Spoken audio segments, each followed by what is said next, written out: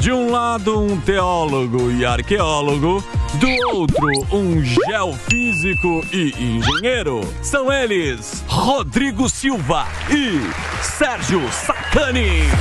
Então vamos tocar isso aí, já que o tema já tá pautado, o programa inteiro a gente falou sobre isso, sobre a revelação que falaram nos Estados Unidos.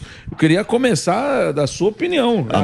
A mesma pergunta que o Fuzil tava fazendo na rua. Você acredita mesmo? O cara foi lá. Você sabe que lá pôs a mão na Bíblia, jurou, tá jurado, lá eles levam muito a sério. E aí? Não, eu confesso que eu tava sentado lá esperando, e quando eu vi a chamada, falei, qual é o debate aqui? Eu tava falando com o Sérgio, quase toda a teoria da conspiração, para não dizer toda, tem o mesmo arquétipo.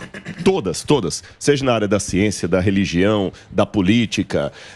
É uma coisa que só eu descobri porque alguém lá do governo revelou, ou é um cara que morreu e entregou pro filho antes de morrer, é uma coisa que tá às 7 chaves, e quando você pede uma evidência, é um negócio assim, meio nebuloso. Então, assim, descartar a possibilidade de vida fora da Terra, eu não posso, nem do ponto de vista teológico. A Bíblia não afirma a vida em outros planetas, mas não nega a possibilidade, porque fala muitas vezes dos Bnei Elohim, filhos de Deus em hebraico, e não se refere só a anjos, parece que são criaturas de outros mundos. Paulo fala de principados e potestades, Jesus falou que na casa do Pai, que é o céu, há muitas moradas.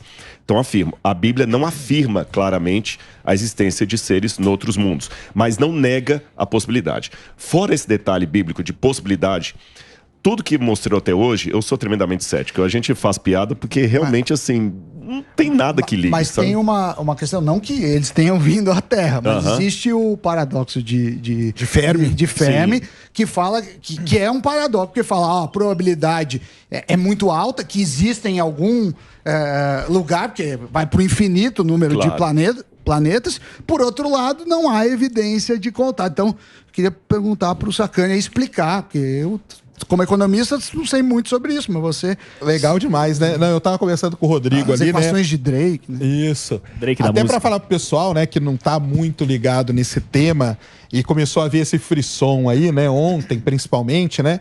Ontem, pra galera da ufologia, foi um dia considerado um dia histórico. Total. Realmente, entendeu? Pra quem não sabe, né, só que dar contextualizada, o David Grush, que é o cara que ficava no meio ali do comissão, há uns 2, 3 meses atrás, ele falou num jornal chamado News Nation, nos Estados Unidos, que ele teve conhecimento. Ele nunca viu nada, mas ele conhece pessoas que viram. Igual a Dilma. A Dilma falou isso. Ela respeita o ET de Varginha, porque alguém viu ou conhece alguém que viu. É verdade. É a Dilma, é a mesma história. É a mesma história. É um respeito que a gente tem que ter. O dragão na garagem. Claro. Então, esse cara, uns 2, 3 meses atrás, ele veio e falou isso, que ele conhecia pessoas que tinham visto que os Estados Unidos, que o governo americano capturou naves alienígenas e corpos. Até aí, se isso tivesse acontecido há 5 anos atrás, cara, ia ficar só nesse papo dele ter falado no jornal. Só que hoje, nos Estados Unidos, não. O governo americano montou um comitê para investigação de UAPs. Hoje, o OVNI, disco voador, ele acabou recebendo um outro nome, que é UAP, que é Fenômeno Aéreo Não Identificado ou Fenômeno Anômalo Não Identificado. Então, ninguém pode mais sair falando qualquer coisa. Se você falar qualquer coisa que o governo tem ou que o governo escondeu, o Congresso americano te chama lá para fazer um depoimento, que é o que aconteceu ontem. Exato. Então, ontem esse cara foi lá. Então, isso tem um marco muito importante, porque até ele falar para um jornal, tudo bem. Só que ontem, como disse o Morgado, ele colocou a mão na Bíblia. Sim. E lá é o seguinte, se você está sob juramento e mente, 2 coisas acontecem. Você vai preso, ele pode pegar de 5 a 10 anos de prisão. Exato. E pagar uma multa gigantesca. E aí começou, os congressistas estavam lá, foi muito importante também, porque vieram muitos congressistas que antes não tinham participado de outras audiências dessa, eles foram, foi transmitida para o mundo inteiro, foi uma audiência pública, e os congressistas perguntaram para ele, mas me diz uma coisa, você então afirma que tem nave capturada, que tem seres e tal? Ele falou assim, eu não vi, mas eu posso afirmar que o governo americano mantém naves capturadas... E corpos.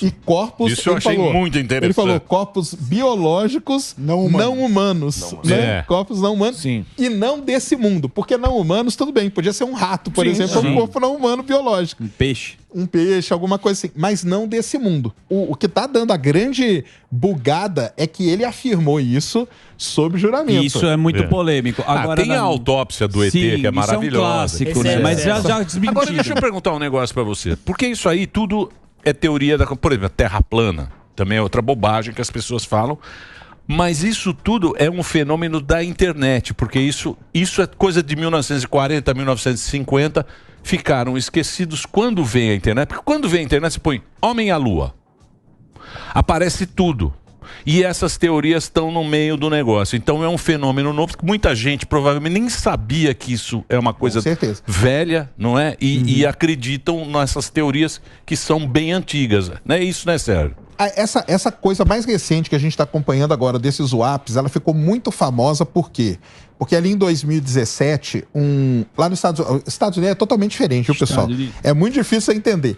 Mas lá existe uma lei de livre informação, que eles chamam, né? FOIA, eu acho que é, né? Freedom of Information e tal. Que qualquer um pode pedir documentos para poder investigar e tal. Um cara chegou a pedir esses documentos, pediu vídeos feitos pelos navios da Marinha e tudo, porque ele estava fazendo um documentário sobre avistamentos de naves e de coisa e tal.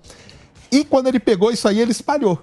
E aí ficou o famosíssimo, todo mundo pode dizer, você escreve aí no Google agora, escreve Tic-Tac UAP, que é o que ficou famoso, que é aquele, vocês já devem ter visto, que é aquela imagem de um caça americano perseguindo um negocinho que ele fica virando de um lado pro outro. Por isso que o pessoal chama de tic-tac, né? Que é a balinha lá que fica virando. E dali, quando você calcula as velocidades, as manobras que ele faz, ele não tem sistema de propulsão. Então esse negócio começou, como você falou, isso vem desde a década de 40, só que agora, com esse negócio mais recente aí, tanto que esse tic-tac ele foi filmado em 2004, mas ele só apareceu agora por conta disso. Então, por conta de tudo isso, e começaram a aparecer várias outras coisas, que é o tic-tac, esse aí que estão mostrando, exatamente isso aí. Esse aí, que é, vamos dizer, é o negócio que deflagrou essa nova onda gigantesca que está tendo de tudo isso, o que fez com que o governo americano criasse uma comissão dentro do Congresso para poder investigar essas coisas. Então, lá você não pode mais sair falando. Se você fala, você vai ter que provar. Mas quais são as evidências científicas, por exemplo, que tem água em Marte, ou tem essa guerra espacial dos bilionários que querem lá explorar alguma coisa, o minério? O que tem de fato lá em outros planetas que interessa a humanidade?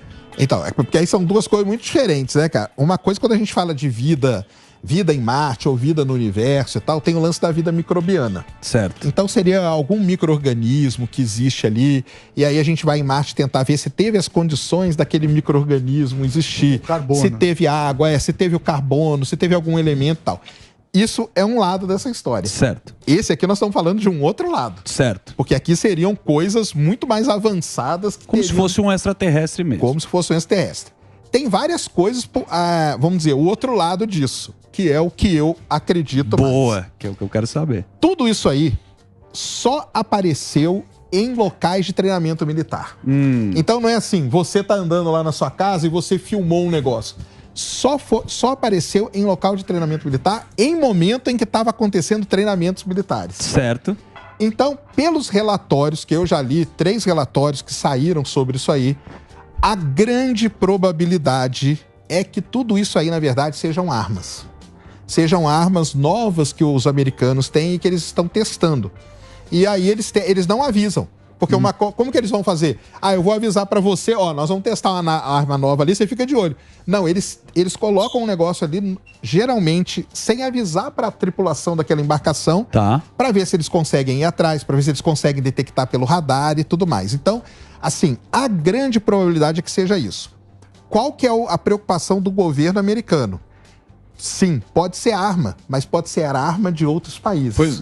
Pode ser arma chinesa, pode ser arma russa. Olha porque só. Não é só os Estados Unidos que desenvolve. Agora, a Rússia e a China também. Agora, não sei se vocês assistiram aquele documentário, A Data Limite, que o Chico Xavier já traz isso para um plano mais espiritual, falando de vida em outros planetas. Eu queria saber se vocês assistiram, se chegaram a assistir, que ele fala que realmente existem outras vidas que elas estão de olho para que o que aconteça aqui? Para que mantenha os planetas todos alinhados, que uma guerra com uma hecatombe, por exemplo, ia desalinhar. Então, tinha essa questão mais espiritual. Eu queria saber se vocês assistiram, o que vocês acham a respeito disso daí. Vai lá, Rodrigão. Do Chico Xavier, eu conheço a ideia. Tem um livro espírita chamado Evolução em Dois Mundos, que fala esse tipo de coisa. Do ponto de vista histórico, bom, se eu falar em religião, como eu me pauto pela Bíblia, aí já tem uma discrepância, porque o kardecismo, ele pega algumas coisas da Bíblia que são iguais, por isso tem o Evangelho segundo o Espiritismo, e outras coisas são deixadas de lado. A Bíblia fala que haverá o fim, como eu falei, ela abre a possibilidade, não afirma, mas abre a possibilidade para Deus ter criado outros mundos, mas o dia do juízo final, Jesus colocou bem claro, ninguém sabe. Então não dá para fazer cálculo matemático e descobrir. Jesus dá indícios como estaria o mundo. Agora, voltando a essa questão da teoria, eu só tenho uma ideia um pouquinho diferente de vocês. Vocês falaram nos 40 e 50 para cá, mas a teoria da conspiração, ela existe de longa data. Eu estou tentando lembrar aqui aquele circo famoso de horrores, que até fez até um documento. Freak Show. Não é freak show, né? Tinha um nome, era um camarada que ele ganhava dinheiro só com coisas falsas. Ele pegava, por exemplo, sereia, costurava um corpo humano num peixe, falava que era uma sereia. É um circo dos horrores. Até fizeram um musical famoso da Showman. Tô tentando lembrar aqui. E então... Oi? Mas eu tentei... Exatamente. O nome de um camarada. Ele ganhou muito dinheiro com isso. Então, as pessoas iam. Então já tinha aquele negócio, olha, é a sereia. E isso sempre fascinou. Se a gente pegar mesmo populações mais interioranas no Brasil, sempre tinha alguém que viu um curupira, um boitatá. Se você vai pra Índia, é os mitos de lá. E até interessante, eu como religioso estar trazendo isso aqui. É o do bambu. Porque nasce no bambu. Nasce no bambu. O Saci Pererê, né? Silvio Santos. Saci Pererê. Ou seja... Olha lá, ele tira sarrinho. Sim. É muito fácil criar lendas no imaginário e sempre aparecem testemunhas que viram. Sim. Às vezes é um vento que passou, sempre aparece. E basta basta um e começa. Maluco falar, realmente, eu vi. E começa, outro também viu. O caso das bruxas de Salem lá, que uma entrou em êxtase, depois todos começaram a entrar e tal. Então, até interessante, eu como religioso estou trazendo isso aqui, que eu tenho que separar muito bem o que é um fenômeno realmente sobrenatural, permita-me colocar nesse... E o que é apenas uma teoria da conspiração que ganha então isso já vem desde o passado. E só para terminar minha fala aqui, Sandra, eu tenho uma preocupação diferente da de vocês. Você falou da preocupação do governo lá, sabe qual que é a preocupação que eu tenho? De agentes políticos usarem fake news para interesses próprios. Claro. A minha preocupação... A minha preocupação... O que teria por trás disso? O cara querer explorar, fazer o caos? Vou dar um exemplo. Vai parecer teoria da conspiração a população, que eu tô falando. Controlar. Tá bom? Vai parecer. Um cara que quer uma guerra.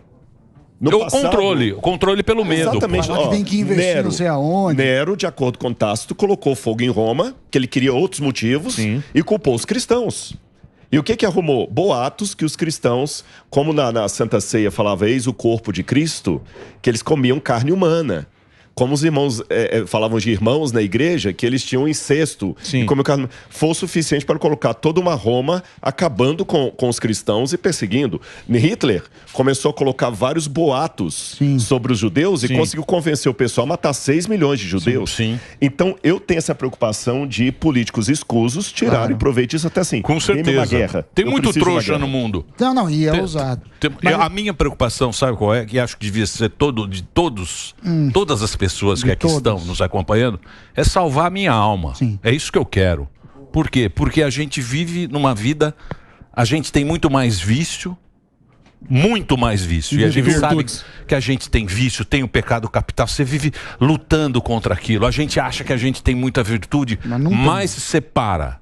Quando você olha a tua vida, você fala, caramba, eu tenho muito mais vício do que virtude. E eu vomito o vício, a virtude a toda hora. Eu só quero ter a minha salvação. É só isso, Rodrigão. Lá, é só isso que eu quero. Não quero ser o gostosão de nada. O que eu... É, meu amigo. Você sabe o que eu tô falando, o que você tem de pecado. Me tem. Pega o WhatsApp do Sami. Não é só eu, não. Porque a gente é cheio de pecado. A gente vê o pecado diariamente, o tempo inteiro. Ó, muito bem. O que eu acho legal dos dois... O que você tem de pecado? Pega o WhatsApp e abre aí, bonitão. Se eu contar, perde a graça. Quem é Shirley? O que eu acho legal dos dois, porque como arqueólogo, você também trabalha com evidências e busca evidências. E eu queria saber porque assim, que Cristo existiu, que os outros profetas existiram, ok, eram pessoas. Acho que a grande questão, que é o mais difícil de ter evidência, é provar algo sobrenatural que é divino. Sei lá, a Arca de Noé, o que abriu o mar e que não foi um efeito natural, climático. Os dinossauros. Fala dos dinossauros. Dinossauros de Cristo. É sempre essa conversa, eu queria saber o que tem de evidência de algo sobrenatural, como, por exemplo... a Arca de Noé, disso que eu... E aí, entendi, perguntar pro Sacani, que também estuda isso. Porque eu sou economista, eu fico perto disso. Vocês sabem muito mais do que eu. Então, antes da gente falar evidência, é bom a gente setorizar uma coisa aqui, que eu acho que o Sérgio vai concordar comigo.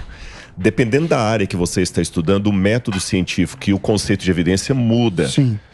Por exemplo, e tem um debate que a gente até conversou sobre isso. O que é a ciência? A ciência é só a ciência exata, só a ciência laboratorial? Você pode considerar, por exemplo, a psicologia uma ciência, ciências a sociologia, sociais, né? ciências sociais. É uma polêmica.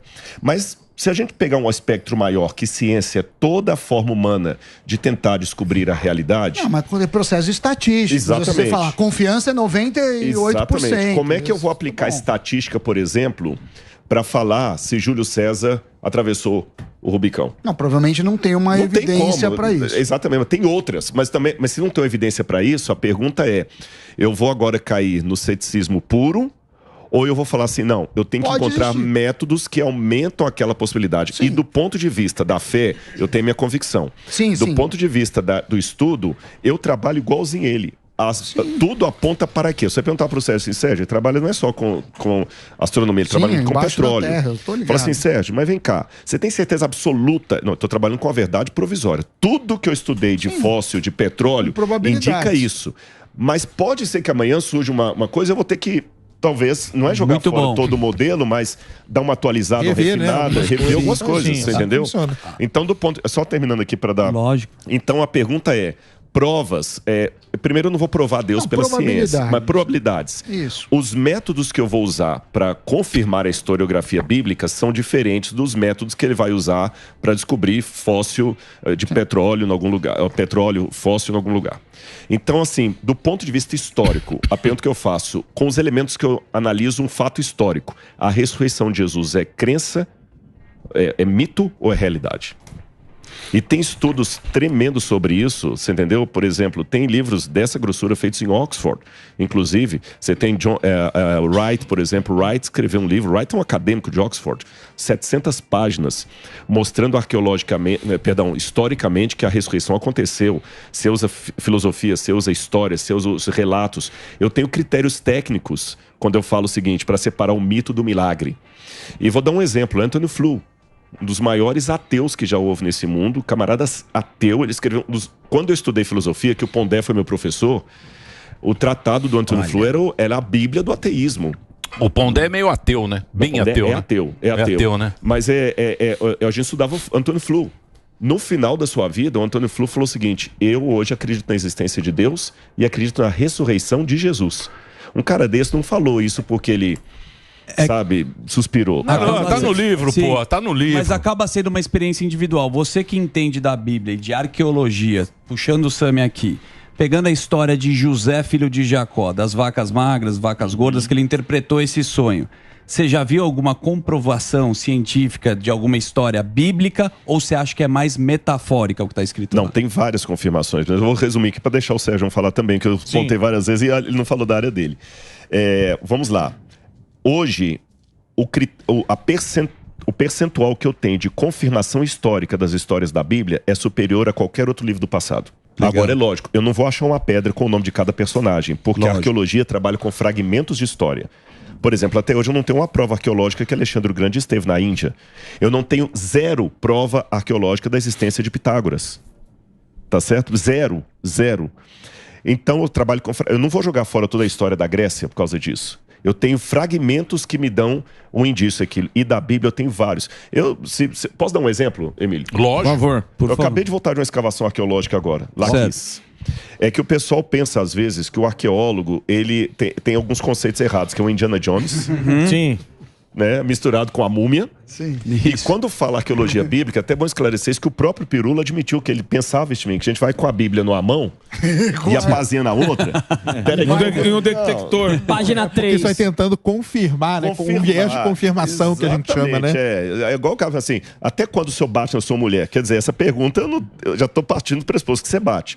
Não, a gente analisa o campo. Em que sentido que eu uso a Bíblia? Quando, às vezes, eu tenho uma cidade aqui, outra ali, aí o texto me dá um esclarecimento melhor sobre aquilo, como Stonehenge. Qual que é o grande problema de Stonehenge? Para pegar um pouquinho a área dele aqui.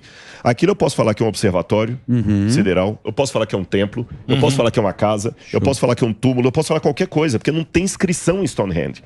Agora, se eu encontro uma inscrição da época, ela me ajuda. Sim. Então, com a Bíblia, vou dar um exemplo. Será que o pessoal pode colocar só uma foto? Lógico. Eu vou ser bem preso aqui. Onde coloca aquela foto. Demora um pouco, né? Demora muito. Mas você pode ler a Bíblia inteira que vai aparecer. Demora muito. A gente tá escavando lá em Laquis. Qual é a foto? Ela vai achar lá. Eu passei para ver a foto da latrina, Bia. Quando passar lá, você vai. Então põe lá. Vou colocar. Certo. Eu tava escavando lá em Laquis. Tá certo. Uma cidade. Laquis é a cidade. Não, não é essa foto aí. Não é essa. Não é essa. Pode passar por você. Deve ser coisa do Sérgio. Aí, ó. Não. Não é. Voto. Vai que vai achar. Vive assim. Iniciar programas. Aí o que acontece? Na porta da cidade de Laquis, se acharem ali, eu mostro para vocês, a gente encontrou, esse não foi esse ano, foi no ano anterior, mas a gente estava escavando. Encontramos lá um altar pagão. Sim. A gente sabe que não era do Deus de Israel, que era de Baal, pelo formato e tudo mais. Igual você sabe se o carro é de fabricação japonesa ou alemã. E esse altar, do lado dele, estava uma latrina. Uma latrina. E a latrina não tinha esgoto. Para que alguém ia colocar uma latrina na porta da cidade, perto de um altar? Não faz sentido. O que tá fazendo aquilo ali? Não, tem várias interpretações. Sacrifícios. Pois é, sacrifício, qualquer coisa. Mas aí, quando eu vou na Bíblia, a Bíblia, aí nesse ponto que o texto me ajuda a esclarecer. Boa. Porque quando eu vou aqui em 2 Reis, capítulo 10, versículo 27, diz assim... Fala da restauração que Jeú fez ao culto verdadeiro a Deus. E fala assim, também destruíram a coluna de Baal, o altar de Baal. E derrubaram o templo de Baal, transformando-o numa latrina que existe até os dias de hoje. Meus alunos escavando. Isso na Bíblia. Então, tudo tá na Bíblia. O cara encontrou é que é na Bíblia. As uma pessoas, latrina do eu sei, mas a tá ciência... depois disso aí, isso aí só pra vocês notarem os alunos do NASP. Alba. Aliás, eu mando um abraço para todos os alunos da pós-graduação do NASP e os alunos da Bíblia comentada também.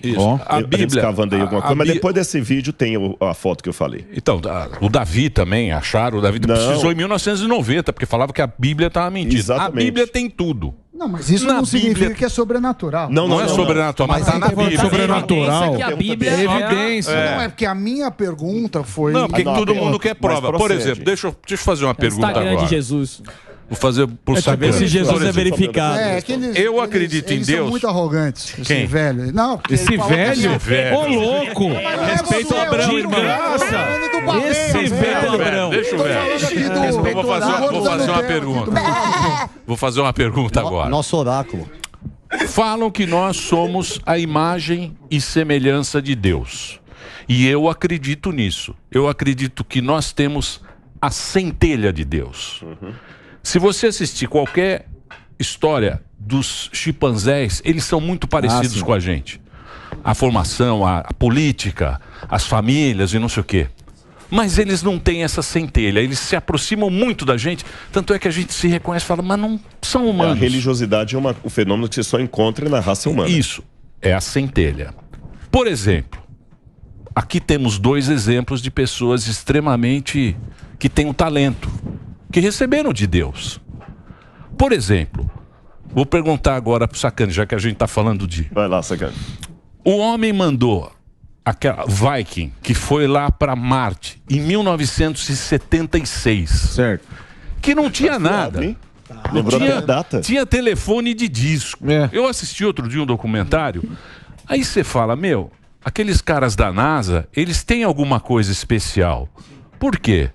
Porque esses caras têm alguma coisa de Deus aí para mandar um negócio, mas muito rudimentar aquela coisa que eles fizeram, sentaram. Você sabe muito mais do que eu. Aquilo, cara, é a prova de Deus.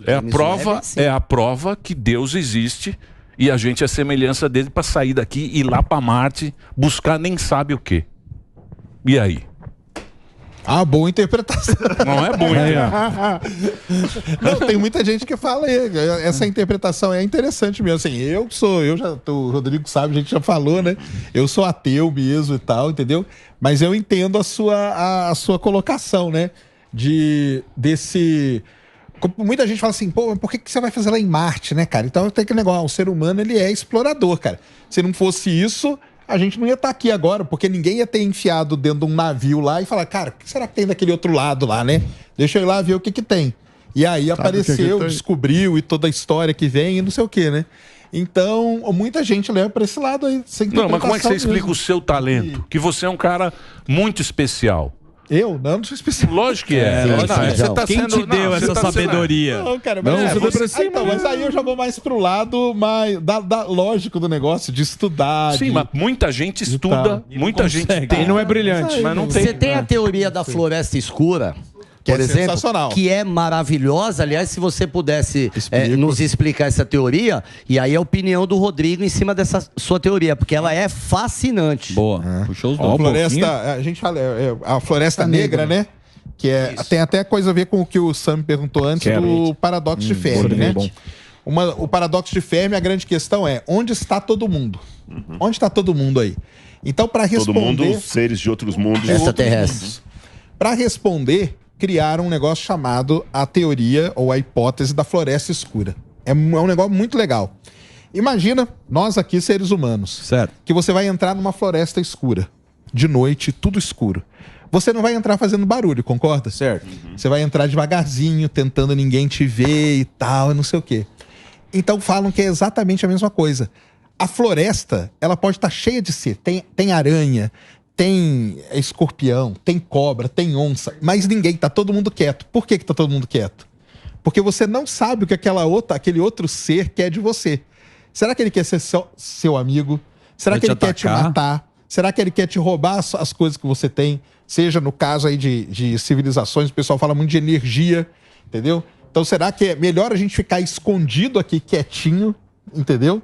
E não colocar a cara, porque se eu colocar a cara e alguém me descobre, esse ser pode me atacar. Então essa que é a hipótese da floresta escura. E aí, ligado a ela, tem o sinal UOL. Vocês conhecem o sinal UOL?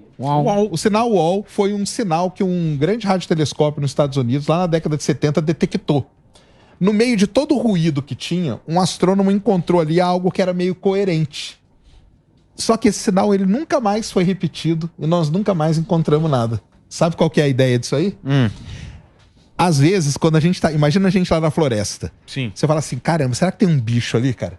Deixa eu dar uma chacoalhada nesse galho aqui. Se ele mexer lá, eu me recuo. Falam que o sinal UOL seria isso.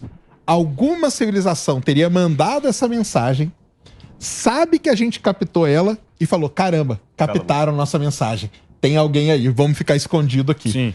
Então, pela hipótese, né, ou pela teoria da floresta escura, não adianta, cara. Nós nunca vamos encontrar ninguém, porque ninguém quer colocar a cara para ser descoberto por outra civilização. É uma das explicações aí do A única coisa que eu paradoxo acho interessante isso, e sem nenhuma demagogia, é legal conversar com o Sérgio, eu achei muito legal conversar com o Pirula, porque a prova maior que ele respeita é que ele tem aqui comigo. É que quando fala teoria da floresta negra, tudo bem, beleza, posso falar disso em qualquer centro, até na física.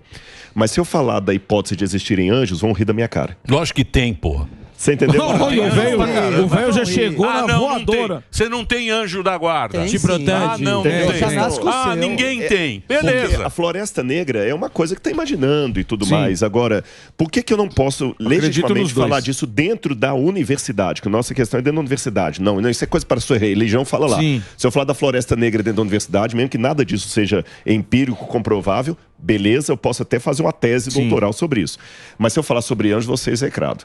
Agora, eu acho que a pergunta do Sami, ela faz sentido. Eu aplico, para responder sua pergunta, um método parecido com o dele. Quando o Sérgio vai explicar assim, olha, isso aqui foi fundo de mar. E se eu for cético e perguntar assim, mas me dá uma prova, uma fotografia desse mar. Você já nadou nesse mar? Não. Sim. Você tem uma prova? Não. Conhece alguém que viu? Não. Mas como é que você sabe que aqui foi igual fundo de mar? Igual aquele cara da escolinha do professor Raimundo, exatamente. Né? Você filmou, você trouxe. Pedra 90, só enfrenta quem aguenta. Duvido olhou, né? Como é que você sabe? Não, porque aqui há indícios de que a água passou por aqui. É o que falam da água em Marte. Isso. É o que falam da água em Marte. Há indícios de canyons e tudo mais. Então, com Deus, e a questão é a mesma coisa. Eu não vou ter uma prova, uma fotografia da ressurreição, DNA de Jesus, mas eu vejo indícios de que esse Deus passou por aqui. E quais são esses indícios? Eu, pela arqueologia, não vou provar que Deus existe. Não vou provar que a Santíssima Trindade está lá no céu.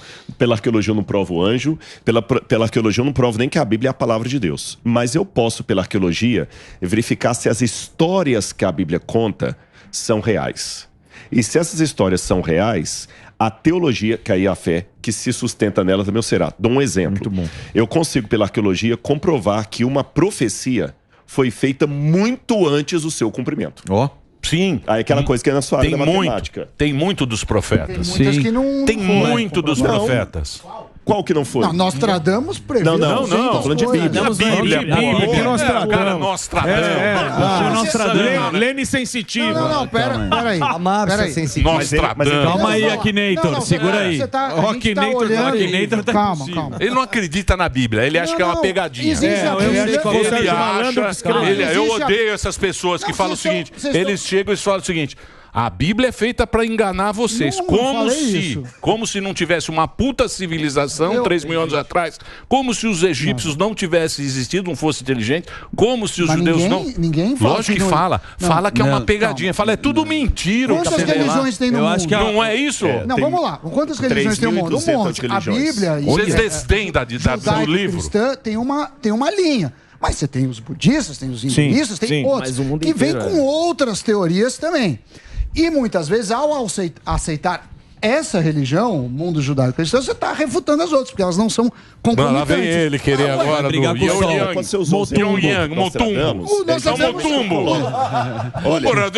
Mas o Nostradamus não era também profecia? Não, Nostradamus é outra não era da Bíblia Deixa eu judaico-cristã. contar uma coisa aqui. Eu estava no Egito com um grupo. E eu conheço mais ou menos o perfil de alguns ali em fronteira. O camarada queria trocar uma nota de $100 por uma de 50. Certo. Ele ficou comigo assim, porque ele já me conhece, eu tô assim, pede o seu grupo. Aí eu li Maquiavel, o Príncipe, só pra deixar o cara assim, eu falei, gente, olha, ele tá pedindo uma foto, ele tá querendo dar uma nota da 25 de março aqui, que o grupo entendeu. Porque eu não vou querer criar confusão, vou voltar lá, o cara não vai. É uma nota de 25 de março aqui, gente, ó, $100 troca por 50. Todo mundo entendeu que a nota era falsa, você via. Boa. Tá certo? Então, aquela nota era falsa. Então, como é que eu sei qual que é a falsa e a verdadeira? Primeiro que a falsa imita a verdadeira. Mas o fato de existir a falsa não me exime de procurar a verdadeira. Sim, nossa, boa. Então, o fato de existir Nostradamus e Companhia Limitada não deve me colocar numa posição como falar o seguinte, não, é tudo falso, pelo contrário. Já é por isso que eu faço a separação entre as centúrias e a Bíblia. E concordo com você. Você sabe o que diferencia nós dois? É apenas um Deus e um livro. O Deus da Bíblia e a Bíblia. Porque se não for o Deus da Bíblia e a Bíblia, eu sou tão ateu como o Sérgio, tão agnóstico como você. Aí, ó. Tá vendo? Me separa, o que me distingue do ateísmo é um Deus e uma Bíblia. Eu acho que o questionamento do Sami, desculpa. Um breakzinho? Um break. Deixa eu fazer uma... Tá tão bom o papo, Dedê. Tá bom, muito bom. Sim. O Sacani acredita em Deus. Sacani? Lá no fundo. Imagina o cara que bem no fundo. Pastor, o cara, e vou dizer... Ele já foi salvo de um avião, irmão. Já. Não é duas vezes, eu sei, tô ligado. E vou dizer uma coisa casou na igreja. E é tão legal esse Deus, aí, ó. porque o talento, pode reparar, o talento ele joga assim, ó. Ele pega... Deus. E a falta de talento? Deus, ele tem aquela voz. Aí o diabo. Ele pega o talento, faz assim, ó, e joga. E o talento não tem a menor lógica. Vai pra você, vai pro professor Sami, vai pro professor Sérgio, não é? E vai pra um burro igual eu. Mas eu tenho o meu anjo da guarda. Tem, te ajuda. Que me ajuda. Emiliato. Entendeu? Samuel. Lógico. Fazer um breakzinho, malandro. Você não tem anjo Break? da guarda. Você tem? Eu tenho muito. Você conversa com o teu Eu anjo? converso muito com Deus. Conversa nada. A gente vai pra um break, eu vou falar por que eu Você não acredito em Deus. conversa nada. Você não vai na sinagoga, irmão. Tu vou toda sexta-feira. E eu acredito muito em Deus. Com todo respeito, pensando no Sami, pensando no Emílio, pensando na Bíblia e na nossa origem judaica, cristã, Deus apareceu algumas vezes para Abraão, para Moisés, e ele não apareceu mais. Ninguém é obrigado a crer. Por que Deus não aparece mais, na sua visão? Olha, boa pergunta, excelente pergunta. Obrigado, vou embora. Obrigado. Jesus, Tchau. que era judeu acima de tudo, é bom pontuar isso. Jesus dizia, quando vier o Filho do Homem, porventura achará fé na terra? O mundo está ficando cada vez mais distanciado da luz. Então, Deus hoje... Lembra que eu vou pegar uma carona que ele falou aqui. Eu não vou aparecer assim que vai... Porque senão o outro vai me descobrir. Vou fazer uma paráfrase disso. Hoje o mundo está tão distanciado de Deus e das coisas do bem que se Deus aparecer como ele apareceu no Sinai, vai fulminar todo mundo. Olha isso, parabéns. Você tá entendendo? Agora ele aparece de outras maneiras. Deus às vezes aparece no anonimato. Às vezes Deus aparece num pequeno milagre. Aliás, eu posso até aproveitar esse segundo aqui para fazer uma coisa, Emílio. Não é demagogia, não. O programa aqui é muito divertido, a gente ri, brinca. Sério. Mas existe um momento da seriedade também. E eu, quando você estava doente, eu orei muito por você. Pô, obrigado. Eu mandei pro pessoal uma mensagem aqui, eu falei assim, olha, fala pro Emílio. E eu trouxe um presente para você. Eu queria trazer para todo mundo aqui, mas esse presente aqui, Emílio, é significativo. Porque são algumas coisas lá. Eu rodei agora um documentário sobre o Líbano, chamado Rotas Bíblicas. Depois você assiste lá, tá na NT Play. Legal. E não tô fazendo merchan pra ganhar dinheiro, não ganhei nada com esse documentário financeiramente, mas ganhei experiência. Foi nesse documentário que eu mergulhei lá, que eu contei aquela história de tiro pra vocês. Sim. Tem lá tudo direitinho. Eu vou nadar pra ver os peixes do Mar Morto. Gente, agora, só terminar aqui, isso aqui é importante. Eu trouxe pra você, a Novo Tempo mandou pra você obrigado. Kit aqui com um cartãozinho, em primeiro lugar para agradecer, porque você na época falou comigo aqui. Gente, a galera vai saber quem tá assistindo a gente aí. Eu tô na luta para construir um museu. O museu. Vocês deixaram eu falar aqui. Sim, claro. O Emílio, quando tava sem lá, falou assim, cara, conta com o Pânico e nós vamos nesse museu. E o museu tá quase sendo inaugurado. Vai lá. Quero agradecer. E além de agradecer a você, a toda a galera, como eu orei por você, tem um kit aqui que tem algumas coisas para lembrar o Oriente Médio e, inclusive, uma Bíblia também. Boa. Que tá virando quase um padre aqui, viu? Um pastor. E espero que você goste, mas, Emílio, falando sério, piadas à parte, eu tô muito feliz de estar de volta com você aqui, mano. Porque, estamos aí. Rezou por você. E você acha que Deus não entra nessa equação? Isso aí. Quem ele colocou no negócio, as pessoas que trabalham comigo. É Deus, cara. Viu? É Deus. Eu acho que é, pô. E assim, deixa eu só fazer uma perguntinha. Pô, obrigado. Senão, vai lá. Você gosta de que Bíblia? Olha, bonita. Essa Bíblia essa é do Indiana Jones. Essa é bonita. Originalmente era pra ter um chapéu, mas o chapéu não chegou a tempo, aí só veio a Bíblia. Bonita, legal. Obrigado. O Alba pergunta. Existe uma questão que é discutida muito hoje, o Sacani e Rodrigo, que é a questão de a Bíblia é anti-ciência. E a ciência eu queria que começar até pelo Sacani. Sacani é bom. O que você acha disso? É exatamente isso? Quem acredita na Bíblia é contra a ciência? Porque existe hoje essa dicotomia. Acredito na Bíblia, eu sou contra a ciência. Então, eu já falei isso aí várias vezes, né? A gente até falamos disso aí. Cara, existe essa visão totalmente errada de que, por exemplo, assim, o cientista, primeiro que ele tem que ser ateu. Não tem nada a ver, entendeu? Aliás, tem muitos, talvez a maioria, não sei, a esmagadora maioria não seja, entendeu? Eles acreditam em Deus, são religiosos e tal. Eu falo, por exemplo, do meu orientador de mestrado e doutorado, ele era monge budista, cara. Monge budista. Caraca. E era um dos maiores o maior pesquisador na área que eu tenho meu doutorado e tudo. E ele era monge budista, entendeu? Então, essa é uma visão meio errada que as pessoas têm, né? De que o cientista, ele não pode, por exemplo, o cientista não pode ter uma fé. Ele pode ter, entendeu? O que ele não pode deixar é que a fé interfira nas coisas que ele está pesquisando, na pesquisa que ele faz e tudo. E não são todas as pesquisas também que estão ligadas. Então, às vezes, o cara pesquisa uma área... Por exemplo, eu pesquiso petróleo. E se eu acreditasse em Deus, numa coisa nem interferiria na outra, porque não tem nada a ver uma coisa com a outra. Mas o lance é tentar separar o que o Rodrigo falou até, né? De você separar a fé a crença, né, de você fazer o experimento e tudo mais. Então, às vezes o pessoal fala assim, o cientista, você acredita na teoria das cordas? Cara, eu não tenho que nem acreditar e nem desacreditar. Eu vou lá e vejo, se ela tiver teoricamente tá certinho e tal, pode existir. Só que aí o cientista, ele precisa de uma coisa observacional. Então, assim, tanto que hoje os prêmios Nobel, hoje, principalmente o de física, ele é dado para 2 grupos. Um grupo teórico, o cara que teorizou aquilo lá, que tá beleza, teoricamente tá perfeito, e um grupo que fez o experimento para observar aquilo. Porque enquanto você não fizer o experimento para aquilo que você teorizou, fica só numa teoria que a gente chama.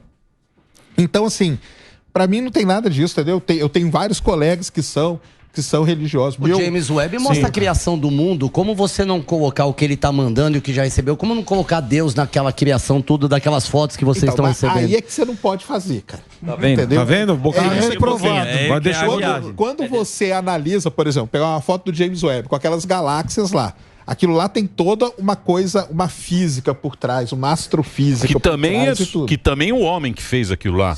Você sabe, bicho. Você sabe que aqueles caras tinham a centelha. Se não é aqueles caras, se não é Deus... Se não é emprestado por Deus. Se Deus não empresta aquilo, o cara não ia fazer. Porque esse telescópio é uma coisa espetacular. Mas esse exemplo que o fuzil deu é muito bom, porque às vezes eu posso pegar a foto do James Webb, vamos supor que eu fosse um cara totalmente religioso. Em vez de eu olhar para o lado físico, astrofísico daquilo, eu colocaria a fé em cima e falaria, tá aqui, ó, pronto, Deus criou tudo isso aqui, tá pronto e tá desse jeito, entendeu?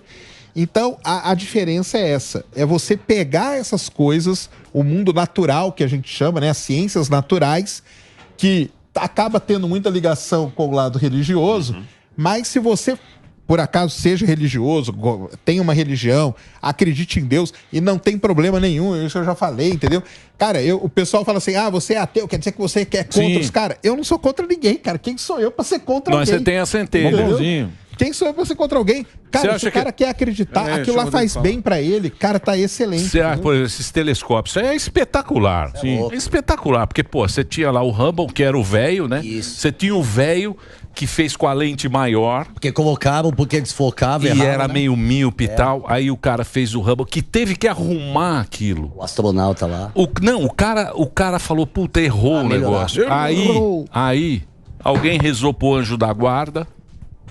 Mas quando dá desgraça, não é anjo da guarda? O quê? Não. Aí é outra coisa. Aí é outra coisa. Por quê? Não. Não é o diabo. Só tô querendo entender. O universo. O universo que a gente vive, ele não é nem bom nem ruim, ele é indiferente a gente. Ele é indiferente. Ele caga pra gente, o universo. Agora, Deus não. Isso. Deus está nos olhando. Você entendeu? O universo, ele não liga pra gente. O universo não tem sentimento. Agora, Deus... A minha área, ela é um pouquinho... Não que eu não faça essa separação, mas por eu trabalhar com história do Oriente Médio, história bíblica, a minha área entrou em intersecção, mas uma intersecção legítima. É como se eu fosse especializado em arqueologia da Grécia. Eu ia estudar a Ilíada de Homero, eu ia estudar essas coisas, tá entendendo? As religiões gregas. Então, como eu estudo arqueologia bíblica, no meu caso, essa dicotomia eu não posso fazer porque eu estou estudando o universo da Bíblia. E eu aplico isso na teologia e tudo mais.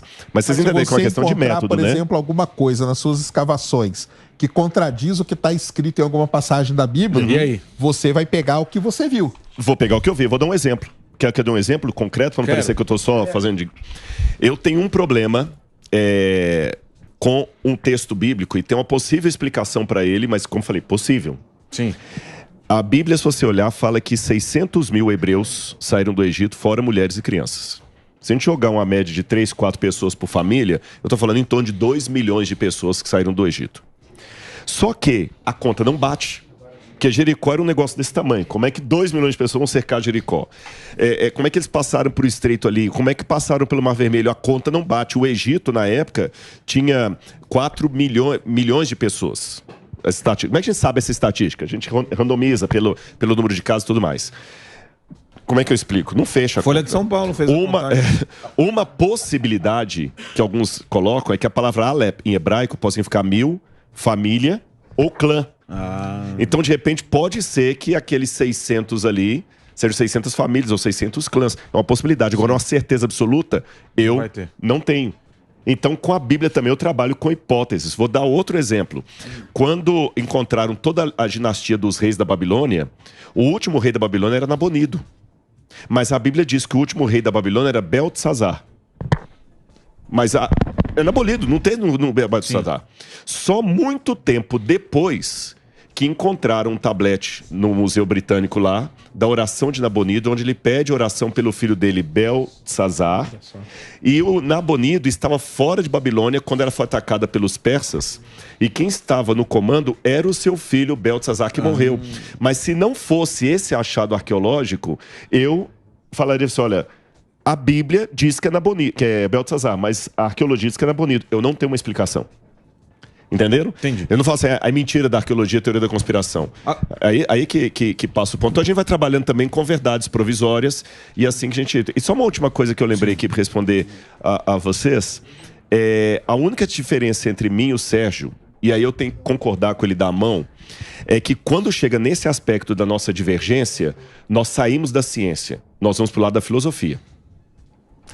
A questão do cientista que crê em Deus, do que não crê em Deus, é a mesma. Você olha para o fenômeno e fala, isso aqui está acontecendo assim, assim, assim, assim. Um fala, eu não preciso de Deus para explicar isso. O outro fala assim, não, mas isso não pode ter vindo do acaso. Rodrigo, agora, deixa eu... Peraí, só essa diferença. Mas a gente saiu do experimento, foi para a filosofia. Eu queria... Tá uma discussão muito de comadre. Eu queria pôr fogo. Não vem não. Sim. Não vem não, Buda. Não vem não, baleia. O Buda. Agora o Buda quer falar. Vai mostrar. O padre, mano. Não, deixa eu... O padre Kelmo aí. Deixa eu colocar fogo aqui que eu queria saber. O que você acredita piamente que é um milagre divino e o Sérgio pode refutar e falar assim, não, isso aí é uma coincidência científica. Tem alguma coisa? Vocês já falaram sobre isso ou não tem? Não, a gente nunca conversou, não. Então vamos tacar... Quem não taca pau na conversa aqui? Vai lá! Você deu uma pauta que eles não têm. É coisa louca. Eu vou pensar que vocês saiam da porrada. Quer te pôr no negócio que eles não pensam. O Sérgio deve ter alguma coisa que a Bíblia fala assim... Eu vou dar um milagre. Ah, falaram que isso foi milagre. Ele falou, não, mas isso não é milagre. Isso aí é uma já vou coisa dar um milagre aqui, científica. então. Vamos lá. Você não vai esperar... vai surpreender você, meu exemplo. Vamos lá. O milagre da existência. Por que é algo ao invés de nada? Porque o quê? Porque é algo ao invés de nada. O universo é um milagre. E nós também. Que é milagre, só justificar porque que eu dei esse exemplo. Sim. O milagre é justamente uma coisa, mesmo quem for ateu vai concordar com essa definição. O que a gente chama de milagre é uma coisa que surgiu ou que aconteceu, que quebra todas as explicações lógico-científicas e você não tem explicação, se chama de milagre. O camarada tinha um câncer, tava pra morrer, eu fui lá, orei, no dia seguinte o câncer desapareceu do camarada. O médico, ele pode ser ateu, ele falou o seguinte, ó, do ponto de vista da medicina, eu posso dizer que ontem eu fiz a radiografia, ele tava com metástase. Isso. Hoje não tem mais nada. Milagre. Como eu sou ateu, vou falar que eu não tenho explicação. Mas como eu sou também um observacional, eu vou admitir que ontem ele tinha câncer com metástase, hoje não tem. O que aconteceu, eu não sei. Mas eu testemunho o caso. E se você quiser chamar isso de milagre, pode, porque é algo que foge à lógica da explicação. Partindo desse pressuposto, eu posso dizer, a própria origem da vida e do universo, com toda a sua complexidade, é um milagre. Tendo Deus ou não tendo Deus. É uma coisa que foge a qualquer explicação científica. Por que nós estamos aqui tendo essa conversa? E aí, Sérgio? Sérgio já pegou a calculadora aqui. E aí, você acredita em milagre? Se a calculadora resolver, tá fácil. Não, mas o Sérgio sabe. Acredita em milagre, Sérgio? Que se você for pegar a nossa existência, por que a gente tá aqui? É um milagre. É um milagre, porque Como explica? É tanta coincidência que tem que ter na bagaça, tem que ter tanta coincidência no mundo. Então falou duas coisas. Então, eu sei, mas tanta coincidência é milagre. Mas muita coincidência desse jeito é Deus. Sim. Porra, deixa o Sérgio falar. Você acredita em milagre, Sérgio?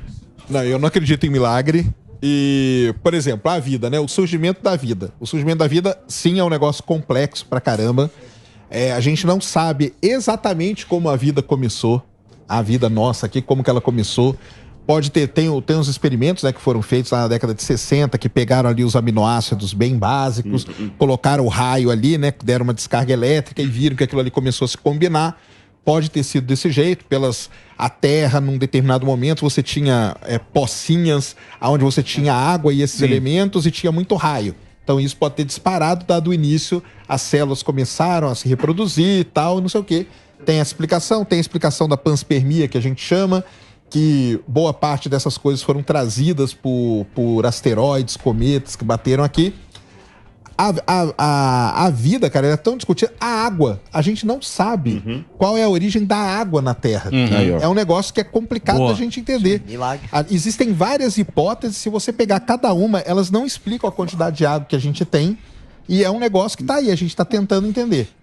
O início do universo, também é um outro grande problema que a gente tem dentro no caso aí da cosmologia. Tô falando de áreas diferentes aqui, tá? Claro. No caso do universo, a gente tá falando da área da cosmologia, mas dentro da cosmologia existem explicação. O pessoal fala muito do Big Bang, né? Toda hora, porque o Big Bang... Só para lembrar pro pessoal que o Big Bang é um modelo que a gente tem que se adapta melhor com as coisas que a gente observa. Teoria do padre, né? Foi desse jeito? É o padre que bolou, né? O Lamartre, né? Jorge Lamartre que bolou ela, resolvendo as equações. Não é que ele bolou, né? Ele pegou as equações de campo do Einstein, resolveu elas e viu que com elas você conseguia ir para frente e para trás. Aliás, um negócio muito legal que ele fez.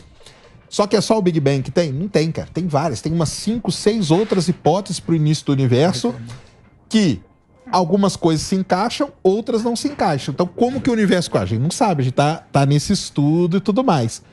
Aí que é a nossa diferença. O Rodrigo, ele acha mesmo que pode ter sido uma coisa, um milagre que aconteceu e surgiu tudo.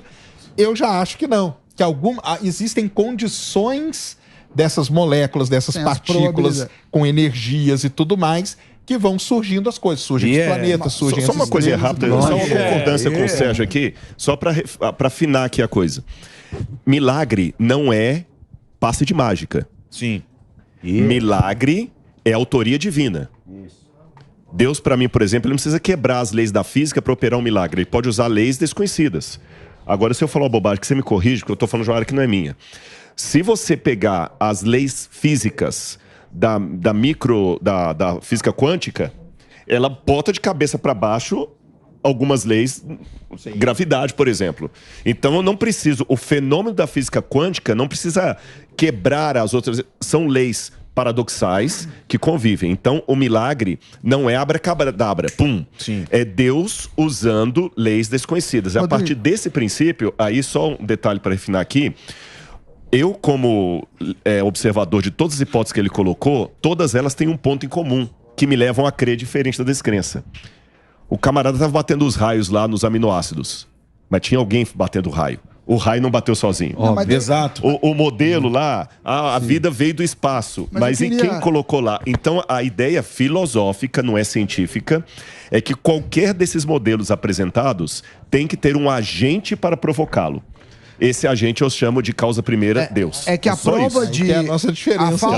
A falta de prova não quer dizer outra coisa. Mas eu queria entrar na questão da profecia. Você falou Vamos falar das profecias da Bíblia. Eu conheço pouco, mas eu sei que a religião judaica fala assim, em determinado momento vai vir o Messias e vai salvar o mundo. Tá certo.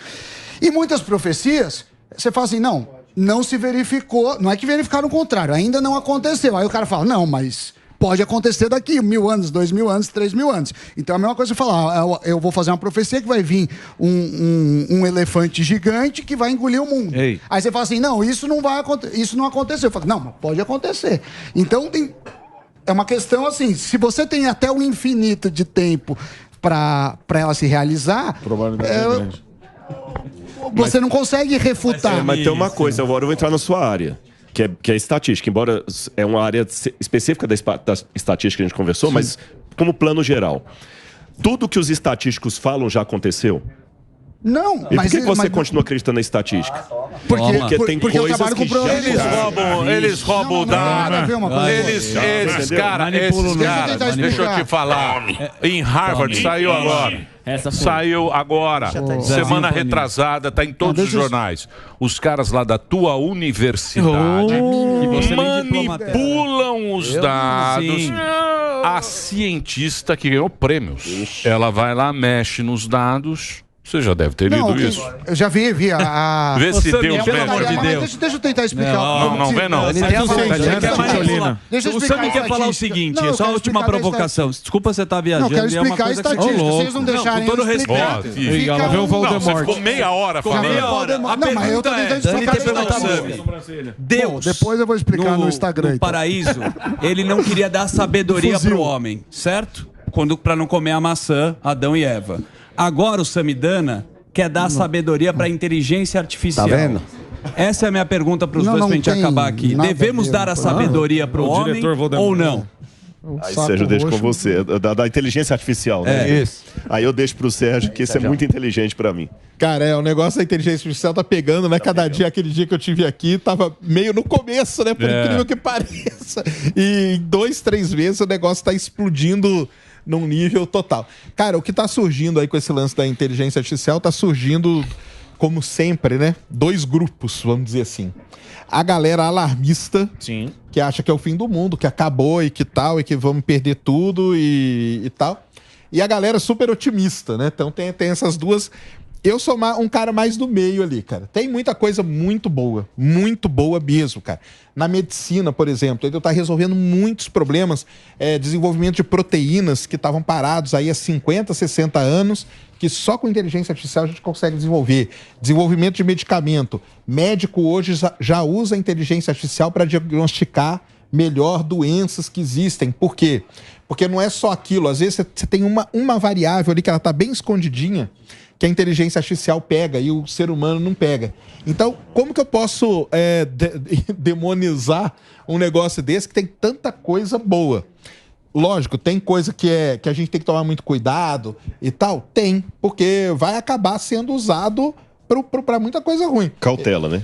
Eu até falei outro dia num lugar que eu tive, cara, eu falei, por exemplo, a próxima eleição, ela vai ser um negócio, vai ser complicado pra caramba, cara. O que vai ter de gente, candidatos dos mais diversos ramos, partidos e tal, usando inteligência artificial para colocar a frase na boca do outro. Opa. E como que o outro vai desprovar que isso aí vai ser um negócio deepfake. Só que o deepfake, cara, ele tá num nível hoje que é muito difícil da gente detectar. Você precisa ter uma contra-inteligência, entendeu? Boa. Em cima disso. Então, assim, é muito bom, tem muita coisa boa. Tem que tomar cuidado com a parte aí que tem a galera aqui do Cerrado. Que o Isaías falou. É o Isaías, Não, foi Ezequiel. Ezequiel. Essa é outra coisa. A gente agora mergulhando lá em. A profecia. Essa é a profecia lá de Ezequiel, falando da cidade que ia ser inundada, as redes dos pescadores, que eu mencionei da outra vez. Aliás, falando em inteligência artificial, tem uma coisa legal da inteligência artificial. Vou falar um legal ruim. Os escritos do Mar Morto. Os manuscritos do Mar Morto. Os manuscritos do Mar Morto, eles só foram traduzidos por conta da inteligência artificial. Viu? Não, já tinha tradução antes. Agora a inteligência artificial está ajudando a ler partes que a gente não conseguia ler. Porque eles estão meio apagados, e não só dos manuscritos do Mar Morto, mas muitos tabletes. Mas não é inteligência artificial. Quem fez isso foi o homem. Foi. Você vai falar que é inteligência artificial, chama uma besteira. Qual que é o perigo? Inteligência. Quando eu escrevi... O nome do bagulho, eu tive que explicar. Inteligência artificial. Porra, quem fez? Podia ser liquidificador artificial. É o nome. Foi lá e falou... Você quer que chame do quê? Enceradeira tem inteligência artificial. Enceradeira artificial. Enceradeira tem uma inteligência artificial. Chamar o que você quiser. Você pode chamar isso aqui de inteligência artificial. É uma enceradeira. Deixa de ser, quem inventou a inteligência. O cara falou, cara, eu vou colocar um negócio que Sacani quer levar pra casa a enceradeira. Agora, uma coisa boa da inteligência, nesse documentário que eu fiz lá sobre o Rotas Bíblicas, tem a Novo Tempo colocou uma inteligência artificial que conversa com a pessoa ali. É legal isso. Então tem esse lado bom da inteligência artificial que a gente está querendo colocar até para estudar a Bíblia, para ajudar um homem, se fosse uma enciclopédia. Agora tem o lado ruim também. Então eu mostrei pro Sérgio uma propaganda de um cara aí que não existe. Eu acho que a inteligência artificial, o cara falando que descobriu uma grande coisa no Egito em inglês. Vendendo curso. E lá pela metade da coisa o cara fala, o meu amigo Rodrigo Silva, arqueólogo, tá vendo, Rodrigão? Tudo em inglês. Esse é o problema. Então, gente, olha, o curso real é a Bíblia comentada, é o NASP, aqui no Pânico você pode acreditar, o resto é LT de Varginha. Rodrigo, obrigado. Rodrigo Silva conversou com a gente. Programa, Sérgio, obrigado. Programa maravilhoso. Muito obrigado pela audiência que nos acompanhou. Até estouramos aqui, os caras ficam bravos com a gente. Mas a audiência maravilhosa. É isso, Dedê? Muito bom.